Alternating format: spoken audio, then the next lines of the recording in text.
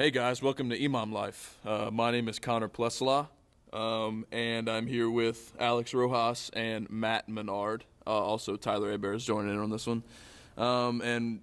We are here to shine light on the importance of fitness and through community, family, and friendship. Something that we're all super passionate about. And we just want to leave people with knowledge and inspiration that they need to live longer, happier, and healthier lives. Today is going to be more of an introductory episode where you're going to hear a little bit about each of us and what makes us unique and what helps us thrive through this, fitness space. So, Alex, if you want to go ahead and take us off. Cool. My name is Alex Rojas. I am 24 years old, originally from Slidell. Moved to Lafayette in 2016.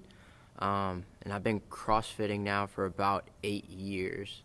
I used that originally to supplement it for soccer. Now I'm a full-time trainer, and I'm a current level 3 trainer. So that is one of the milestones. I'm hoping to achieve the level 4 within maybe the next year or two and kind of moving on from there. It's been a fun journey, learning alongside with Tyler, Matt, and Connor.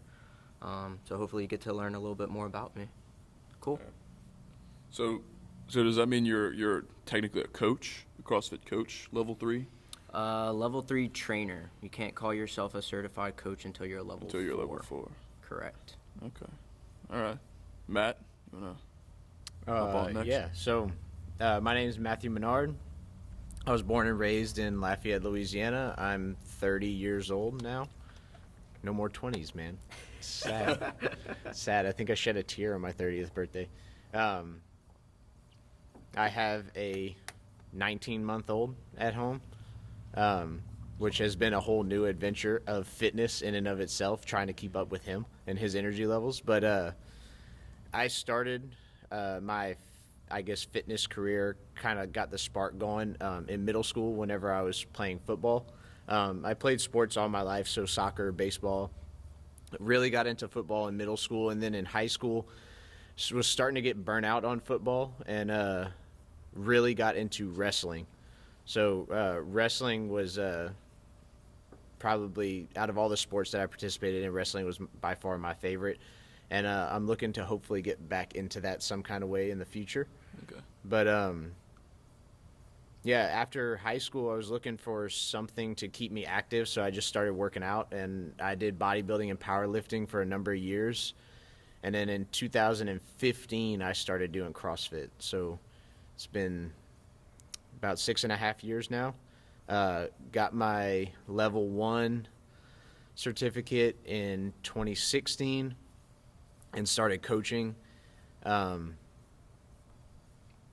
I started doing personal training while I was in college in 2012, so it's been almost 10 years of that, 6 years of CrossFit, and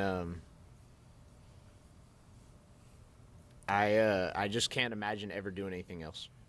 Like I'm the type of person that I have to be pushing myself towards something to get better. Like I can't just work out for health and fitness. Like I always have to be trying to get better at something.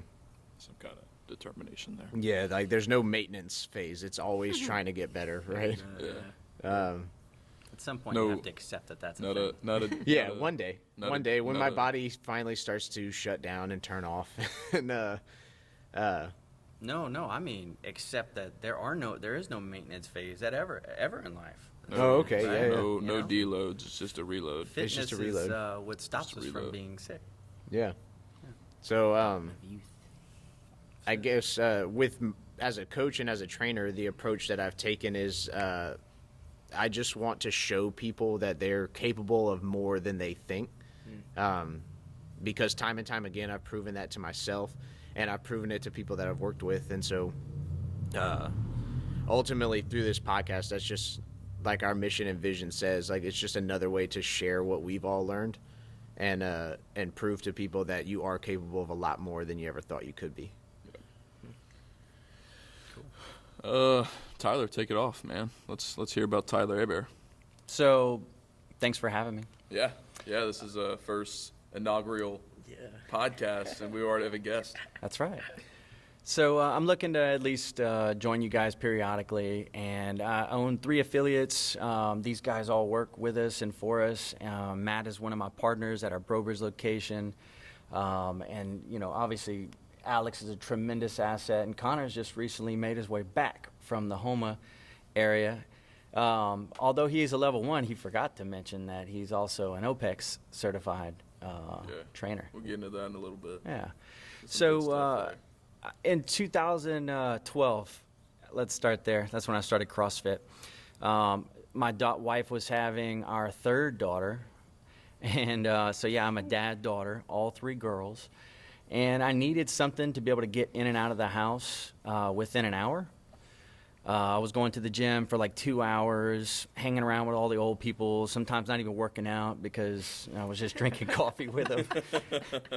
And I found that CrossFit was filled with tons of unique personalities. There were CEOs, there were business owners, there were college kids, and so it was just sort of a melting pot of who's who, and I kind of fell in love with it.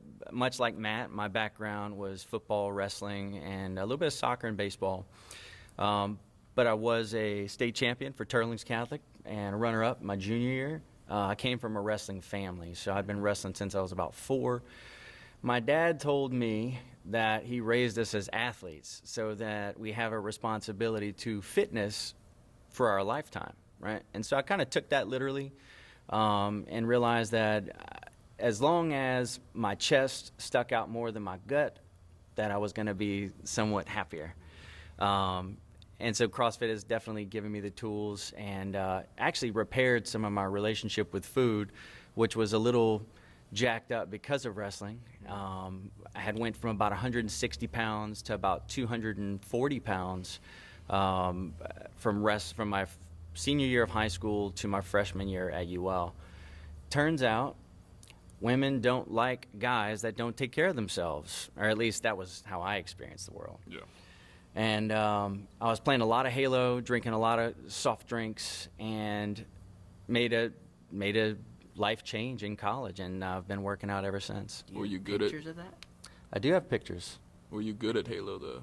I was really good at Halo. Yeah. You know who was bad? My brother Elliot was incredible. Phenomenal? Yeah. Just Like top tier? like world class. World class in Halo. Hey, no, that's a career, man. Kids these days are just getting really good at a video game, and they'll just stick with it, make millions of dollars, and then be set for life. This was 2005, 2006. That's crazy. Maybe even 2004. Yeah. And this is when like Halo 2 came out, and like I stood in line at the mall Dude, trying to get my copy of Halo 2. those days. Midnight releases. Yeah. Good times. Yeah. So, I guess we'll kind of talk about me now. So, my, I guess, fitness journey started back in high school. I knew that I wanted to be an athlete for the rest of my life. I mean, there's nothing else that I could even comprehend doing. Some of my friends are going to be lawyers and doctors, and man, I just wanted to be fit, look good, and enjoy what I did. So at that time, I'd already been about 13 years into playing soccer competitively. So my next logical step was to go and play college, which I did.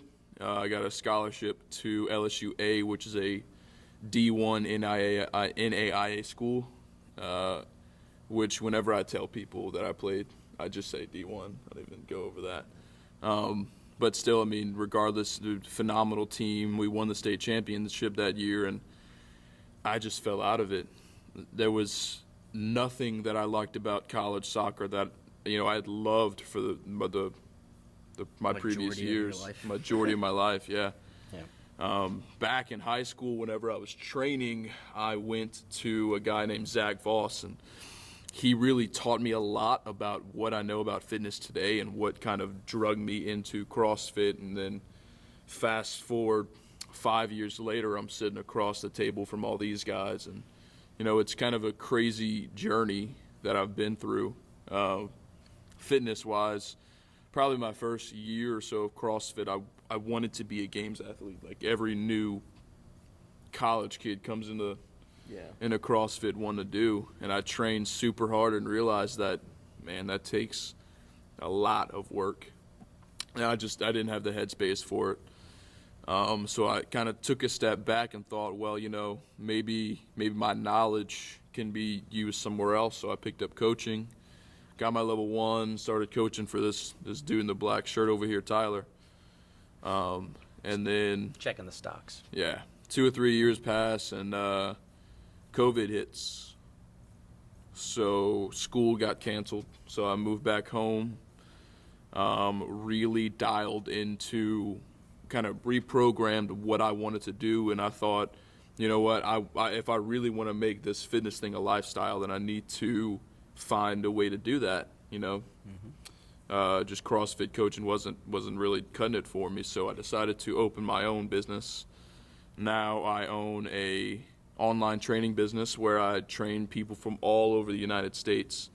With that, like Tyler mentioned, I am also a OPEC CCP, or kind of in the final process of becoming an OPEC CCP. And what that is like a professional coaching, individual design.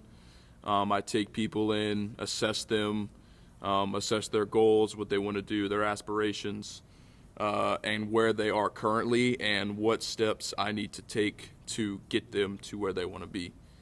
And I do that through my business, CP Strong, and that's what I'm doing now, and that's from now on what I'm going to be doing for the next few years. Love that. So OPEX, the CEO is a guy by the name of James Fitzgerald, right? Correct. Well, actually, so he's the founder. The CEO is now Carl Hardwick. Gotcha. And so for those that are new to CrossFit, interesting factoid, James Fitzgerald was the very first CrossFit Games champion, even when it was just a backyard barbecue. This guy, he's from Canada, right? Yeah, I think so. Flew all the way from Canada to Aromas, California, just to go in and prove his fitness. Came out on top. I think today's athletes make about $300K for a win. James probably maybe took home $10. $10, $100, something like Yeah. that. I think it was. I think that was 2006. Yeah. I think it was like a couple $100. Yeah. They might have Whatever, even man. given him a chicken to take home or Something. it was Dave- something Dave silly. shot Here, have a little medal. Take this back. Yeah, poor guy. But anyway, so James has turned that that aspect of his life into a full-time career, and just wanted to take what he learned with CrossFit and make it his own, and hopefully, make it bigger. I think when he started that company, Connor may know more than I do. CrossFit hadn't really fleshed out all of the training stuff. This was like 06, 07, and so now we have 4 levels of training, and it's just... Yeah, basically what he wanted to do there was he had studied and gone through, kinesiology and nutrition degrees and a whole bunch of different like science stuff about fitness, and kind of fell out of love with CrossFit's methodology of fitness and health, and his idea is vitality, like being good at everything, excelling in everything for the rest of your life, and autonomy, which is like you can have a client and you don't want the client to depend on you. You want them to be fully autonomous, but still want you. That's right. Right? You want, so if I'm training Alex, for example, Alex may come in not knowing anything about fitness, 2 or 3 years pass, and Alex can now be a full-time athlete on his own. He doesn't need me anymore, but he still values what I have to say and my knowledge. Right. So he still comes to me. And that's my overall goal with training and anything that I do, is I want to be completely autonomous, and I want to make my clients the same. Matt brought up a point a little earlier about training, and I'm kind of blanking on what he said, but the gist of this, right, is convincing people. And if we're all being honest, as coaches, you spend a lot of time, quote unquote, trying to convince people unsuccessfally, I might add, right? Yeah. We actually struggle, we all, if we're honest, struggle to be honest with ourselves. And that's kind of the reason for a coach. a coach is one of those people that can hold you accountable in truth and in love without judgment. Right. Because the truth is, you're already judging yourself anyway. Yeah. Right? Coaching is a craft, just like any other in any other field, and Right. it's an art, if I may. Yeah. You may. No athlete is going to be the same, and you have to approach it that way.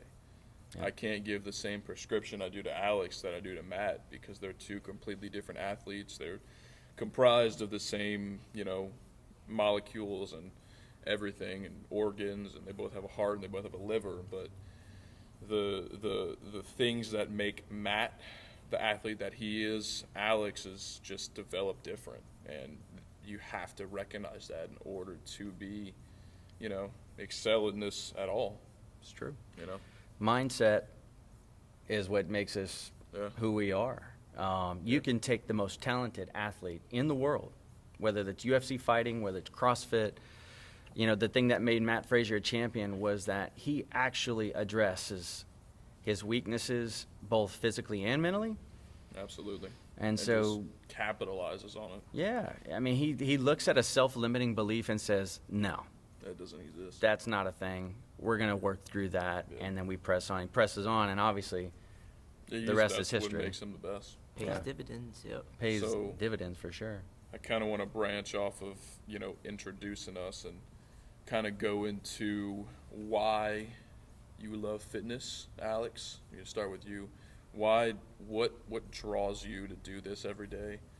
And just what keeps your gears turning in this fitness That's exactly realm? what I was thinking. The reason why, I guess, I first found it as man, this fitness stuff works. It's changing. Hey, it does this and does that. So now to be able to be from a coach's perspective and see how it can benefit everyone else. Yeah. And it's and I see it growing up in my family. We all grew up a certain way, but it's not necessarily the way we were living was considered healthy, right? Right. We just ate kind of whatever, did whatever. There wasn't really a If you form guys of would fitness. see what I ate in high school, you would And it's crazy, but most people think and go and live their lives. Hey, what I do is okay. yeah. The It's medicines that I take is okay, and I it's don't have heart disease. I don't need a kidney transplant. I'm fine. So what really drives me is the fact that, hey, this stuff works for me, and if I can teach you a little bit as far as eating a little bit better, moving a little bit better, but not only that, and how fitness can also affect everything else in your life. Yeah, And I think I take that absolutely. extreme approach. So you mean to tell me that my eating habits as a 7-year-old need to change as an adult? yeah. No. The answer is no. Actually, to that, by the way. Keep it in your chicken Yeah, fingers. Tyson Oreos. chicken nuggets Let- and French fries. Let Every your- day, all day. Let your kids eat whatever they want, unless they are morbidly obese. Then we probably need to, fix that first. But man, let your kids eat. In the words of Ted Lasso, I mean, why not just change the subject rather than adjust my relationship with food? Yeah. All right, Matt. What makes you love the fitness community so much? So for me, growing up, I was always slightly overweight as a child. So I was the chubby kid. Matt's parents let him eat too much junk food. Too much chicken. No, very much so. So my parents always encouraged myself and my younger brothers to be active. So we always played sports. We always played outside and stuff like that. But they didn't really have the knowledge of nutrition, especially with by today's standards. Because back then that was, you're talking over 20 years ago. So coming home from school, your snack was you get a piece of fruit, but then you have some cookies and whatever else. So Dude, I was a bowl of cereal every day after school. a piece of fruit is great, right? Some sugar, some healthy sugars and stuff like that, give you a little bit of energy for playtime outside, whatever. But then you had your healthy thing, so now you can have your cookies or whatever it is. So It's a balance. Yeah. That's what life is. It's balance. I try to make it a point not to keep a ton of that stuff in my house anymore. but like back then, people didn't know, not like they do now. No. The So science has growing up, developed so much. I was always like the chunky kid, and then it benefited me playing football, but when it came to wrestling, it was a hindrance. And so my senior year of high school, I did the thing that all wrestling kids do, and I starved myself and cut weight. But the good thing that came out of that was my passion for fitness and doing things the right way, because I learned how to do them wrong, and so that forced me to learn how to do them right when I wanted to gain control over my body in college. So the cutting weight thing, what it proved to me is that like anything is possible, because I went from having a gut to having a six-pack in 2 months. Right. I went from 200 pounds to 160 pounds in 2 months. Like, not super healthy to lose 40 pounds in 2 months, but that sparked that passion that I have now for doing what I do. And that's why I said, like, That's huge. the biggest thing for me is proving to people that they can do more than they ever thought they could. I work with a lady right now, and she's 73 years young this year. And when she came to me a year ago, she couldn't get onto the floor and get off by herself. She would have to have someone help her get down and then help her back up. And it was a big deal for her to be able to do that, because she wanted to be able to play with her granddaughter.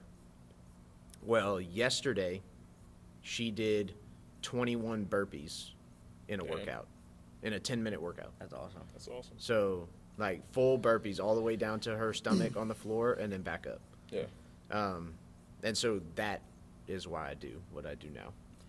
Interesting part about this client, Michelle. Well, yeah, we'll call her Michelle. So Michelle has spent most of her life in her career doing that exact thing for people on an emotional level, and saw one of our videos online and called me up and said, hey, I'd like to do some personal training for that exact reason that Matt talked about. And so Michelle, like I said, has dedicated her life towards helping people heal from their own trauma and their own self-limiting beliefs and all the things that life throws at you that your parents couldn't possibly have anticipated to be able to teach you. And you can't read self-help books fast enough. So essentially she created this program called Growth Challenge, which changed my life for the last 2 years. And essentially, yeah, like I've been married for 10 years, 11 years, and I've liked my wife for, let's say, half that. And over the last 2 years, I just, that course allowed me to absolutely fall in love with my wife, not just for the first time, but in a way that I had never experienced before. And so shout out to Michelle and shout out to Matt for, changing lives. One day at a time. One That's day. it, dude. Man, I think the biggest thing for fitness is, and whenever I found out CrossFit and what CrossFit is, and I watched the games for the first time, and that's when I really fell in love with it, because it's so unorthodox, I would say, in the fact that in a regular gym setting, you go in, look at yourself in the mirror, do 3 sets of 20 bicep curls, and think, okay, well, that's done, move on to the next thing. Or maybe you'll do some compound stuff, or maybe you'll do some couplets or something like that, and then sweat a little bit, hour and a half, go back home. Or in CrossFit, you can come in, run a mile, deadlift 600 pounds, and then get the same effect, right? Get the same stimulus. And it's just crazy to me how you can take some just completely sedentary human off the street and then get them doing CrossFit, and all of a sudden they can do 21 burpees in a workout, or push press 315, or deadlift 600 pounds, which they couldn't even do back when they were lifting in high school. So for me, it's just it's one, a community that brings everybody together, and two, to me, it's the absolute best way to become Batman, right? No This doubt. super athlete, and live the rest of your life the healthiest you can be. Or be a 74-year-old that just wants to be able to get up and down off the floor without fearing for her life, Life alert. without having life alert. I mean, fitness just brings about a proactiveness to health versus, Eastern, or I guess it'd be Western medicine where we live in the United States. And I've worked in in mental health for the last 16 years. And one of the reasons that I got into this business was that Joseph, my other business partner, and I recognized the impact that it had on our life.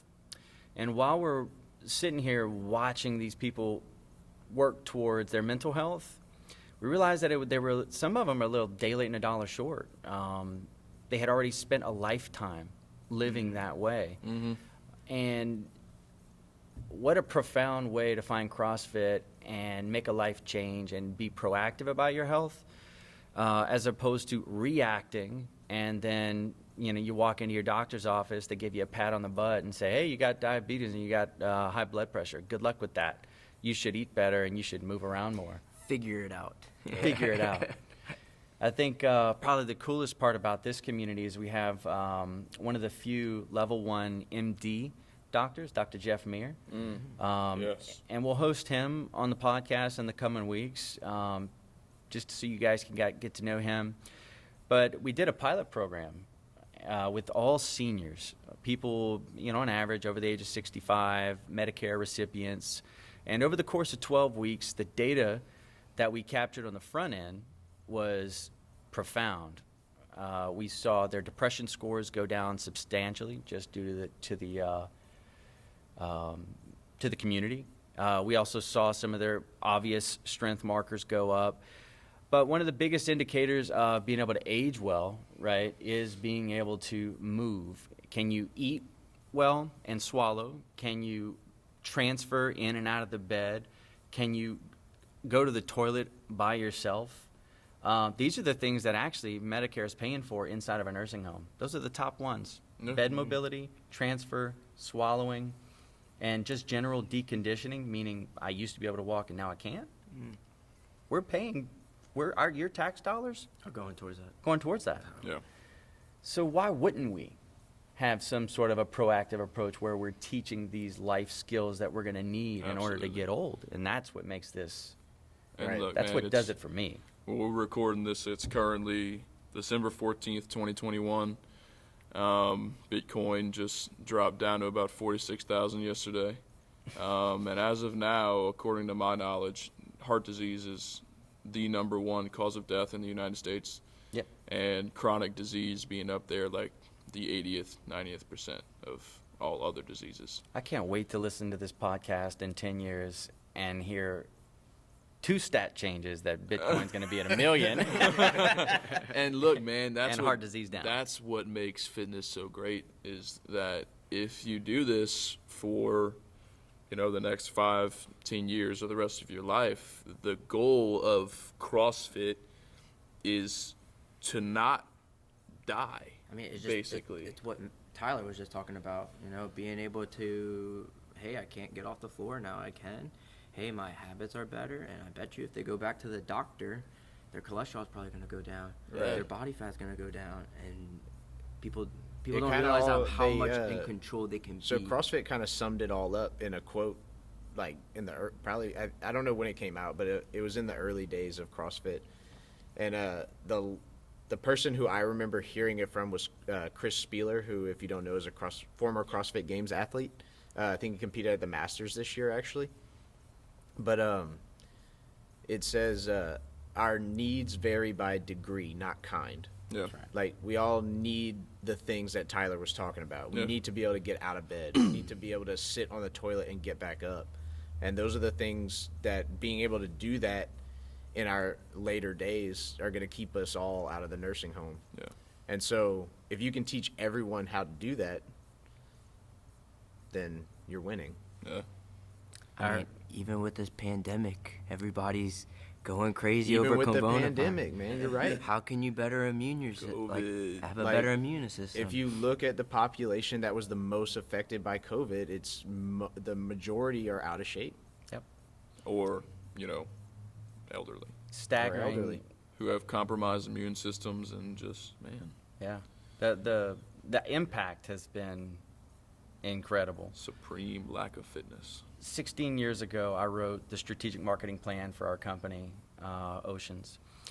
And one of the key points in the plan was to serve the aging baby boomer population, which all have come to age and come to fruition and are now Medicare eligible for the most part, right? Yeah. Right. And will continue to do that over the next 5 to 10 years.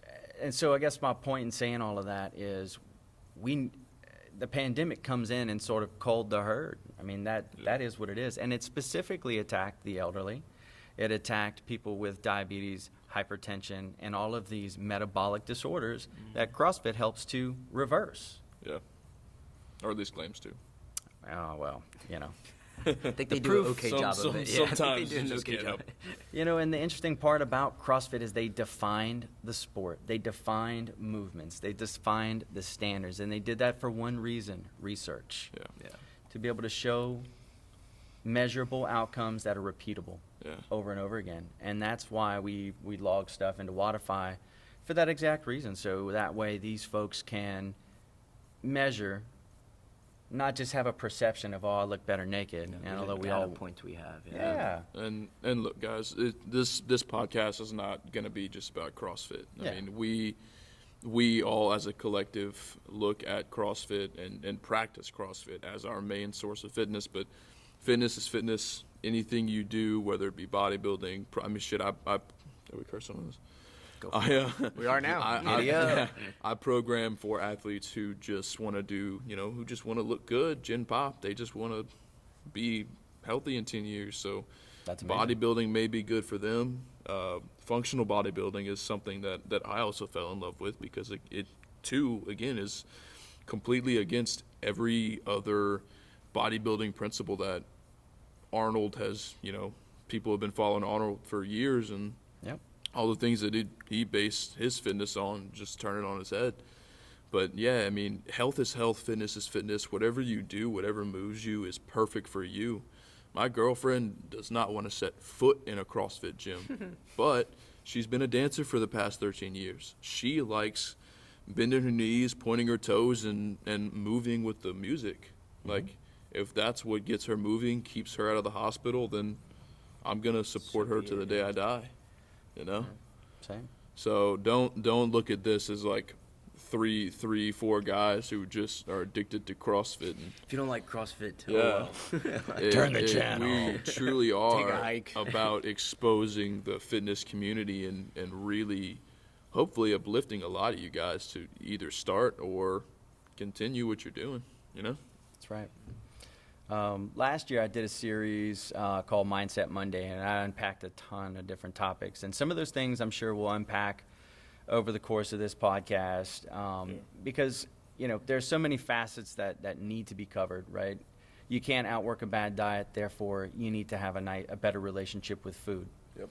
In order to understand your relationship with food, you also need to see why you like what you like. Yeah. So you need to revisit your habits from when you were a child. How did those habits evolve as stress got worse, as school came up, as life, dating, work, all of the reasons that we use food as an escape, right?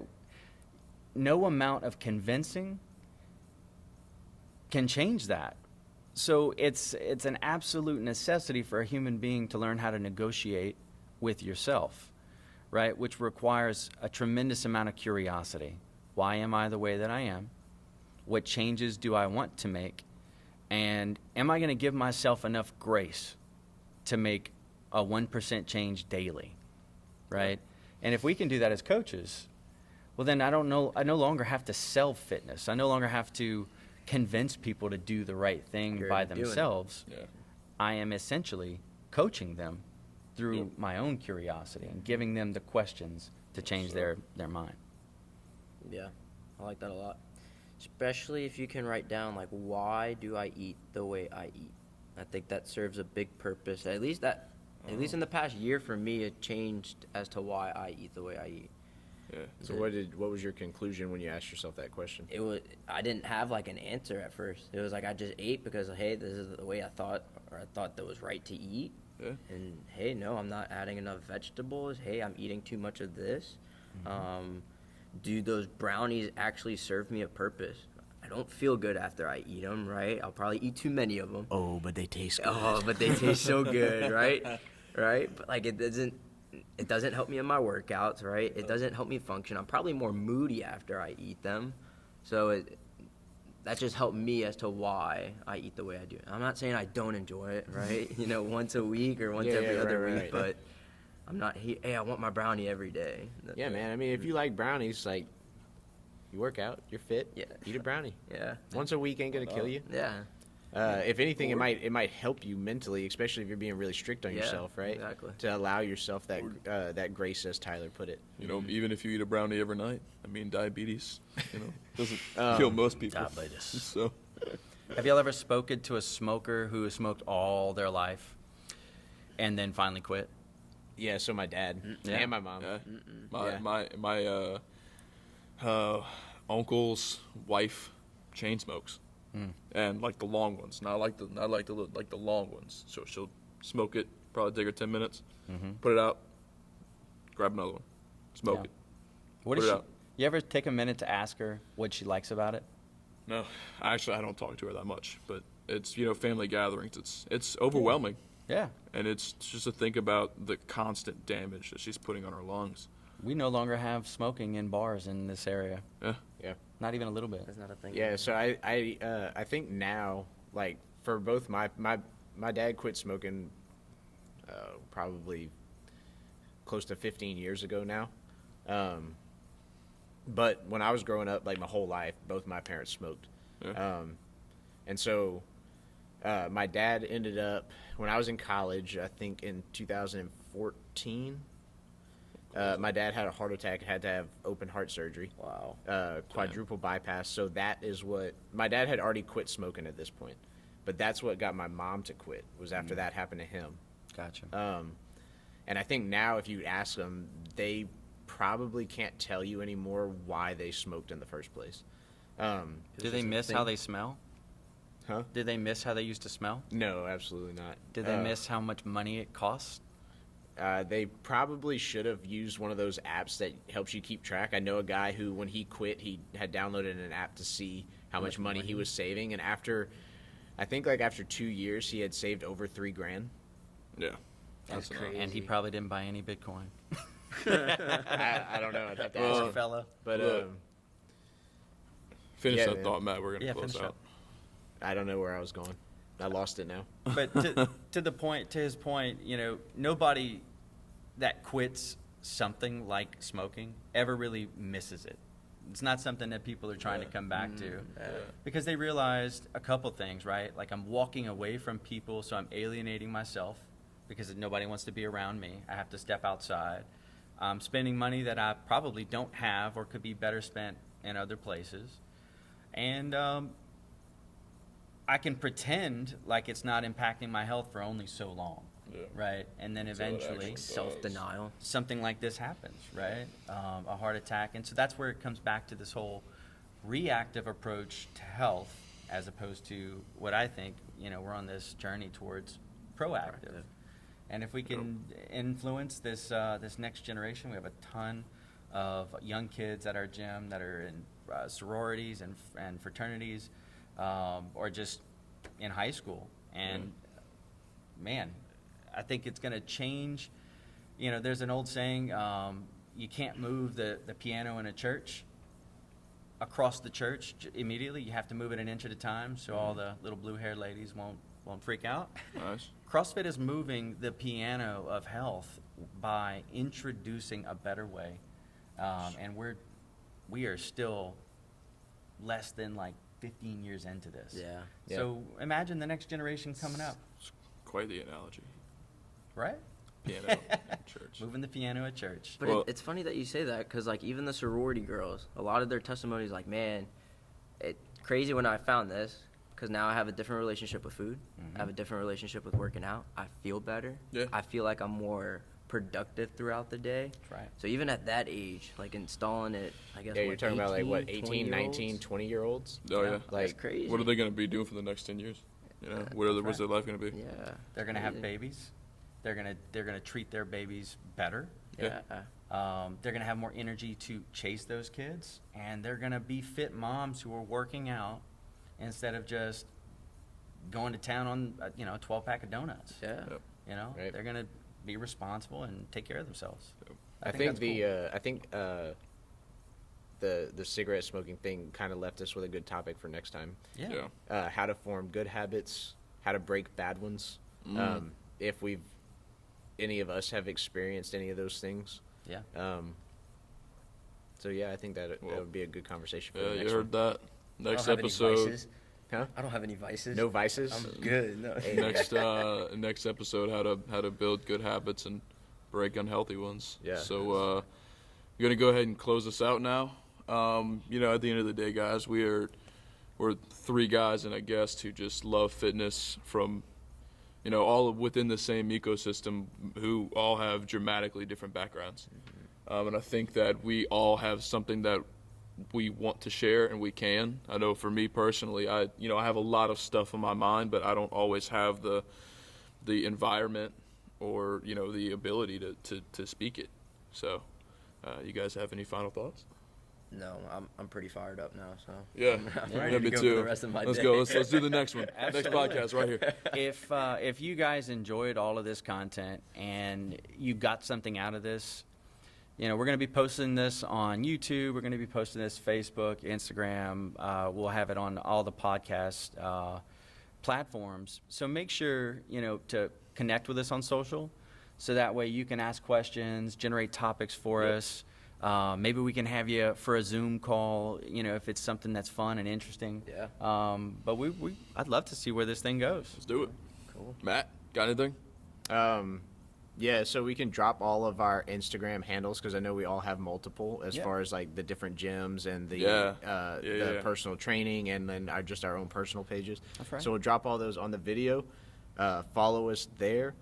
We will be creating social media for the podcast itself, so you can follow us on that whenever that gets released. That's right. And I hope you enjoyed it. I hope you learned something. Yeah. Yeah. And thanks for listening. Let's do it. All right, guys. Out.